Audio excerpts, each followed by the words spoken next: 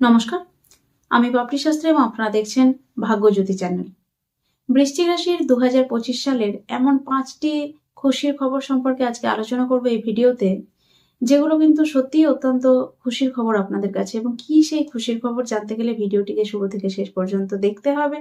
একই সঙ্গে বলবো, এখনো পর্যন্ত যারা চ্যানেলটিকে সাবস্ক্রাইব করেননি তাদেরকে অনুরোধ করবো চ্যানেলটিকে সাবস্ক্রাইব করে বেল আইকনটি প্রেস করে দেওয়ার জন্য। যাই হোক, আমরা সরাসরি অনুষ্ঠানের মধ্যে প্রবেশ করব। আমরা প্রত্যেকেই জানি যে বৃশ্চিক রাশির মানুষদের ঢাইয়া চলছে, এবং এই ঢাইয়ার মধ্যে বৃশ্চিক রাশির মানুষদেরকে নানান রকম প্রবলেমের মধ্যে পড়তে হয়েছে। বিভিন্ন রকম কাজকর্মের মধ্যে সমস্যা, বাধা, বিপত্তি, পারিবারিক অশান্তি, মানসিক অশান্তি এবং সর্বোপরি একটা মানসিক টেনশন বা মানসিক ডিপ্রেশন, অ্যাংজাইটি, এগুলোতে কিন্তু ভুগতে হচ্ছিল। এবং একই সঙ্গে আপনাদের মায়েদের কিছু হেলথের সমস্যা বা নিজেদের কিছু হেলথের সমস্যা, এগুলো কিন্তু বেশ যথেষ্ট পরিমাণেই আপনাদেরকে এই সামনের এই বিগত 2.5 বছর ধরে ভুগতে হচ্ছে। এবং 2025 সালে অবশ্যই আপনাদের জন্য সুখবর থাকছে, আপনাদের জন্য খুশির খবর থাকছে। এবং প্রথম যে খুশির খবর, 1 নম্বর খুশির খবর, সেটা হচ্ছে যে 2025 সালের 29শে মার্চ আপনাদের ঢাইয়া কেটে যাচ্ছে। এবং এই ঢাইয়া কেটে যাওয়ার ফলে বৃশ্চিক রাশির মানুষদের মধ্যে কিন্তু অনেকটা শান্তি ফিরবে, মনের মধ্যে একটা স্যাটিসফ্যাকশন ভাব আসবে, একটা রিল্যাক্সেশন ভাব আসবে এবং অনেকটা মানসিক শান্তি, স্বস্তি কিন্তু আপনারা ফিল করতে পারবেন। একই সঙ্গে অনেকটা শারীরিক যে রিকভারি বা শারীরিক যে সমস্যাগুলো চলছিল, সেখান থেকেও কিন্তু বেশ কিছুটা আপনারা বেরিয়ে আসতে পারবেন এবং মানসিক ডিপ্রেশন অবশ্যই অনেকটা কম হতে দেখা যাবে। এবং দেখা যাচ্ছিল যে এতদিন যতটা আপনারা কাজ করছিলেন তার থেকে অনেক কম রেজাল্ট পাচ্ছিলেন, অর্থাৎ 100% কাজ করছেন, রেজাল্ট পাচ্ছেন 30%, এরকম হয়ে যাচ্ছিল।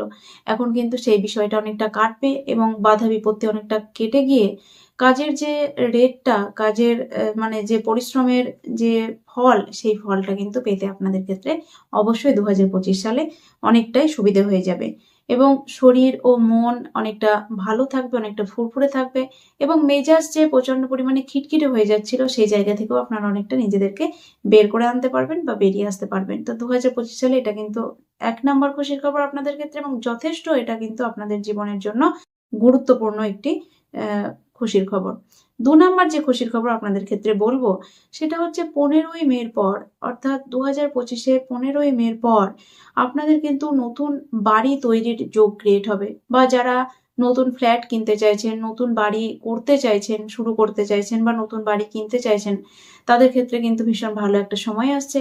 বা যারা বাড়ি রেনোভেশন করাতে চাইছিলেন, হয়তো আর একটা রুম করাতে চাইছিলেন, হয়তো দোতলা করাতে চাইছিলেন, হয়তো বাড়ির মধ্যে রং করাতে চাইছিলেন, হয়তো বাড়ির বাইরেটা রং করাতে চাইছিলেন, হয়তো বাড়ির ভিতরে কোনো ডিসপুট আছে, সেই জায়গাটাকে ঠিকঠাক করে নিতে চাইছিলেন, সেই জায়গাগুলো কিন্তু হওয়ার সময় আসছে আপনাদের।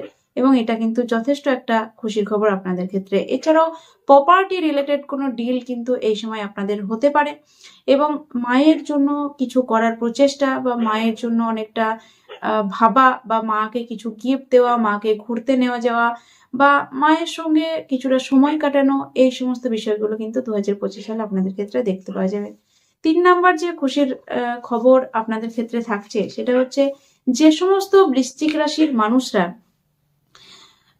কোনো রিসার্চমূলক কর্মে বা কোনো গবেষণামূলক কর্মের সঙ্গে যুক্ত রয়েছেন, কোনো গুপ্ত বিদ্যার সঙ্গে, যেমন জ্যোতিষ, তন্ত্র, এই সমস্ত গুপ্ত বিদ্যার সঙ্গে যুক্ত রয়েছেন, কোনো রকম ম্যানুফ্যাকচারিং কর্মের সঙ্গে যুক্ত রয়েছেন, এছাড়াও যারা ইঞ্জিনিয়ারিং প্রফেশনের মধ্যে রয়েছেন, যারা এই সমস্ত প্রফেশনের মধ্যে আছেন, তাদের ক্ষেত্রে কিন্তু 2025 সালে যথেষ্ট একটা ডেভেলপমেন্টের জায়গা, যথেষ্ট একটা উন্নতির জায়গা কিন্তু আসছে।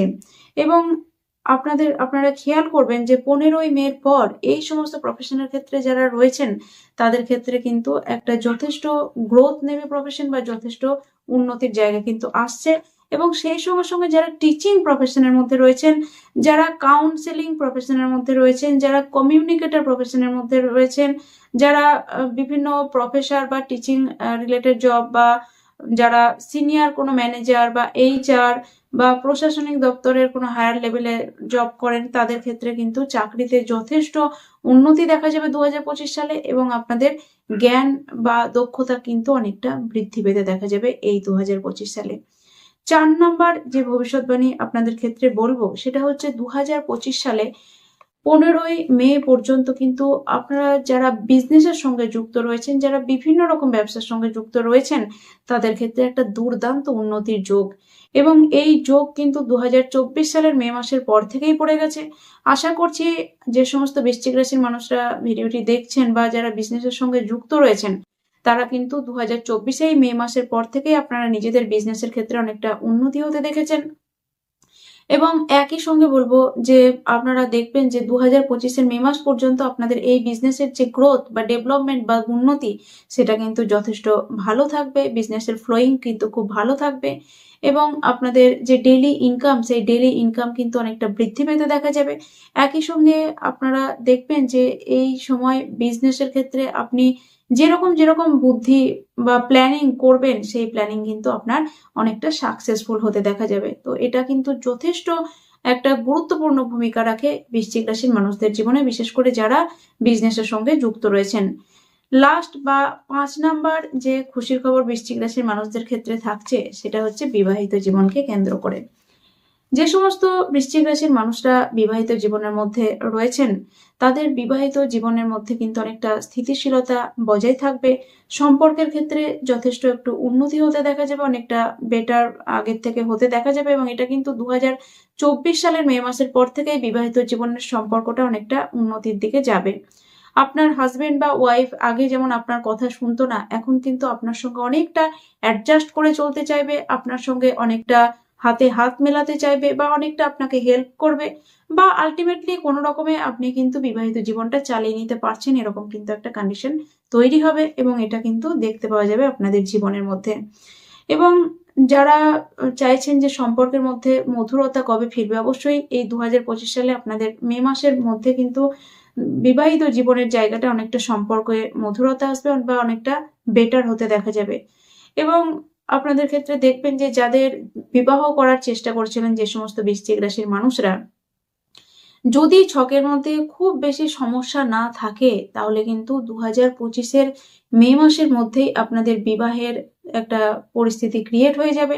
এবং যারা বিশেষ করে প্রেম করেন, সেই প্রেম কিন্তু বিবাহের দিকে কনভার্টেড হয়ে যাবে। এবং আপনারা যারা প্রেম করে বিবাহ করতে চাইছিলেন এতদিন ধরে, কিন্তু কোনো মতেই হয়তো পারছিলেন না, বা দুই বাড়ি হয়তো রাজি হচ্ছিল না, বা হয়তো বিবাহের দিকে সম্পর্কটা এগোতে চাইছিল না, এখন কিন্তু দেখবেন যে 2025 মে মাসের মধ্যে আপনাদের সম্পর্কের কথা দুই বাড়ির মধ্যে হবে, বা আপনারা অনেকটা এগিয়ে যাবেন, বা এমন কিছু সিচুয়েশন ক্রিয়েট হবে যেখানে কিন্তু আপনারা বিয়ে করতে বাধ্য হয়ে যাবেন, বা আপনাদের বিবাহ আলটিমেটলি হতে দেখা যাবে। যদি জন্মছকের মধ্যে খুব বেশি সমস্যা না থাকে, তাহলে কিন্তু 2025 সালে আপনাদের বিবাহ হতে দেখা যাবে।